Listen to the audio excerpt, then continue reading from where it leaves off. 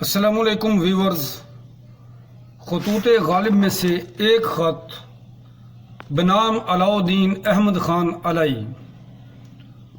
غالب علاؤالدین احمد خان کے نام خط کا آغاز کرتے ہوئے لکھتے ہیں کہ اے غالب کی جان، مجھے یاد پڑتا ہے کہ میں نے تمہارے چچا جان سے سنا تھا کہ لغات دساتیر کی فرہنگ وہاں تمہارے پاس ہے۔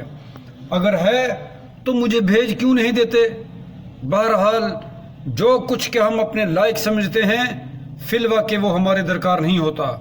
علاؤالدین، تم اس درخت کے تازہ پھل ہو کہ جس نے میری آنکھوں کے سامنے نشو و نما پائی ہے، اور میں خود بھی اس درخت کی چھاؤں سے مستفید ہوا ہوں۔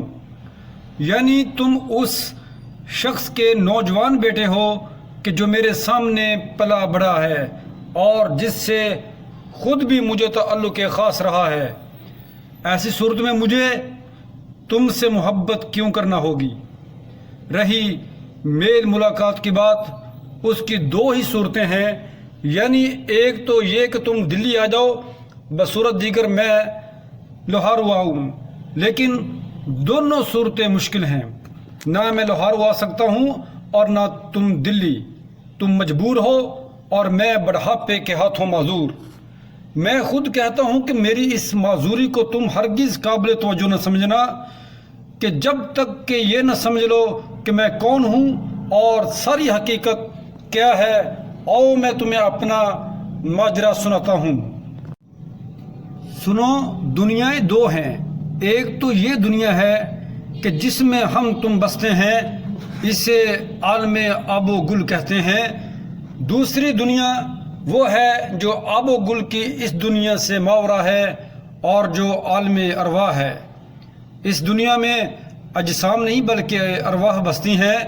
ان دونوں دنیاؤں کا حاکم وہ قادر مطلق ہے جو فرماتا ہے کہ آج کس کی حکمرانی ہے، اور پھر خود ہی جواب دیتا ہے کہ اللہ ہی واحد زبردست ہے۔ اگرچہ دستور عام یہ ہے کہ اس ظاہری دنیا کے مجرم کو اخروی دنیا میں سزا ملتی ہے، یہاں اس کے جیسے اعمال و افعال ہوں گے انہی کے مطابق اسے جزا و سزا ملے گی۔ لیکن میرے ضمن میں معاملہ الٹ ہو گیا ہے۔ میں عالم ارواح کا مجرم تھا، چنانچہ مجھے سزا کے لیے 8ویں رجب 1212 ہجری میں پیشی کے لیے اس دنیا میں بھیج دیا گیا۔ یہاں آ کر میں 13 برس حوالات میں بند رہا، یعنی پیدائش سے 13 برس کی عمر تک سخت حالات سے واسطہ پڑا۔ پھر میرے لیے عمر قید کی تجویز ہوئی اور میرے پاؤں میں ایک بیڑی ڈال دی گئی، یعنی میری شادی کر دی گئی، اور دلی شہر کو میرے لیے قید خانہ مقرر کیا گیا۔ میں اس قید خانہ میں محبوس رہا اور میرے لیے مشقت یہ تھی کہ میں نظم و نثر لکھوں۔ پھر کئی سالوں بعد میں اس جیل خانہ سے فرار ہوا۔ 3 برس تک ہندوستان کے مشرقی شہروں میں آوارہ گردی کرتا رہا۔ آخر کار مجھے کلکتہ سے دوبارہ گرفتار کر لیا گیا اور پھر اسی جیل خانہ یعنی دلی میں مقید کر دیا گیا۔ جب دیکھا کہ یہ قیدی دوبارہ فرار کا ارادہ رکھتا ہے تو میرے ہاتھوں میں 2 ہتھکڑیاں ڈال دی گئیں۔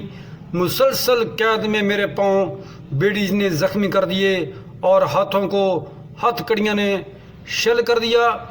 جو مشقت میرے لیے مقرر کی گئی تھی وہ اور زیادہ مشکل ہو گئی، حتیٰ کہ قلم پکڑنے کی طاقت نہ رہی۔ لیکن میں بے حیا ہوں۔ بیڑی کو اتار کر زندان میں چھوڑا اور دونوں ہتھکڑیوں سمیت بھاگ نکلا۔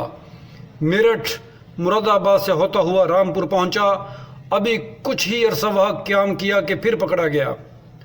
اب میں نے نیت کی کہ اب نہیں بھاگوں گا بھی کیسے؟ حق بات تو یہ ہے کہ اب بھاگنے کی سکت ہی نہیں رہی۔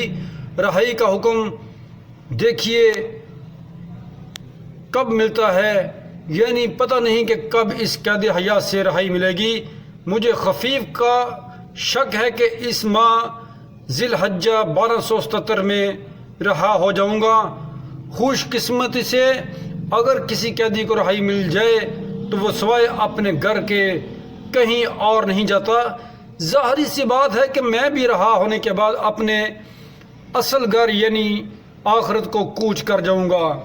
سچ تو یہ ہے کہ اب اس قید سے سخت عاجز اور نالاں ہوں، بڑی بے چینی سے رہائی کا حکم کا منتظر ہوں۔ وہ دن کتنا مبارک ہوگا کہ جب میں قید خانہ سے اپنے گھر کو جاؤں گا اور اس ویران وادی سے اپنے شہر کی طرف روانہ ہوں گا۔